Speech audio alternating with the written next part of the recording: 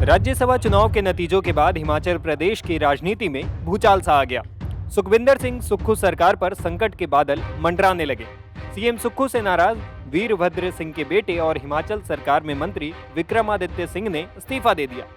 विक्रमादित्य सिंह ने सीएम सुक्खू पर कई आरोप भी लगाए।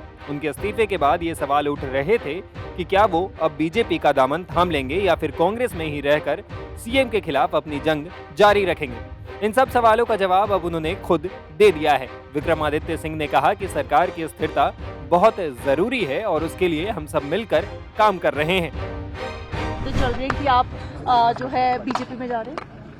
नहीं, अभी तो ऐसा कुछ नहीं। जो आपने आज इस्तीफे में कहा, आप इमोशनल भी हुए, उसके बारे में क्योंकि काफी चर्चाएं जो है वो जरूर और बढ़ गई हैं, उसके बारे में आप क्या? नहीं, मैं जो कहता हूँ बिल्कुल बेबाक तरीके से कहने में विश्वास रखता हूँ और मैंने हमेशा कहा है वट एवर आई से it is always based on facts and the circumstantial evidence.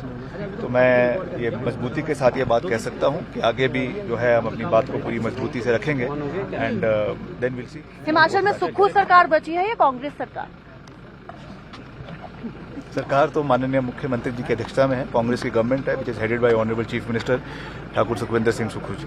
Vikram ji, there are certain rumors which are going around. I don't know if it is rumor or truth that you are in touch with 14 other Congress MLAs and you could soon join the BJP camp and the decision could come any time afternoon in the evening. नहीं, ऐसा कुछ नहीं है। ये सारे अफसरों का जो है अफवाहों का बाजार होता है।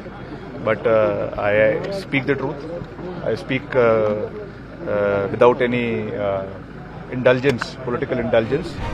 इससे पहले सीएम सुक्खू ने विक्रमादित्य के इस्तीफे को लेकर किए गए सवाल पर कहा कि वो मेरे छोटे भाई हैं। सुक्खू ने साफ कर दिया कि विक्रमादित्य का इस्तीफा स्वीकार करने का कोई औचित्य नहीं है। देखिए, विक्रमादित्य जी से मेरी बात हुई है, उनका कुछ कारण था और ऐसी कोई बात नहीं, वो हमारे छोटे भाई है और निश्चित तौर पर जब कोई विरोध आता है, गुस्सा आता है तो उसमें दे दिया जाता है। उस बारे में हम अभी उनसे बात करेंगे। धन्यवाद। देखिए, विक्रमादित्य का इस्तीफा स्वीकार करने का कोई औचित्य ही नहीं है, इसलिए आप ये कहना कि विक्रमादित्य जी ने का इस्तीफा स्वीकार कर लिया गया है, ऐसी कोई बात नहीं है। उनका स्वीकार कोई औचित्य नहीं। उनसे जो बात मेरी अभी थोड़ी देर हुई थी जब हमारा बजट का वो चल रहा था, लेकिन उतने में स्पीकर साहब आ गए तो उनसे मेरी बात, उनकी कुछ नाराजगी है उसको हम दूर करेंगे। धन्यवाद। ऐसे में हो सकता है कि विक्रमादित्य मान जाएं और कांग्रेस में ही बने रहें। वहीं इस्तीफा देते हुए विक्रमादित्य काफी भावुक दिखे थे। उन्होंने मुख्यमंत्री सुखविंदर सिंह सुक्खू पर अनदेखी का आरोप लगाया था। उन्होंने कहा था कि सीएम की कार्य प्रणाली से कई विधायक नाराज थे और अब हालात सही नहीं थे। वर्तमान परिस्थिति में इस सरकार में बने रहना मेरे लिए ठीक नहीं है, इसलिए मैं मंत्री पद से इस्तीफा दे रहा हूं। आने वाले समय में आगे के कदम पर विचार करूंगा। टाइम्स नाउ भारत डिजिटल की रिपोर्ट।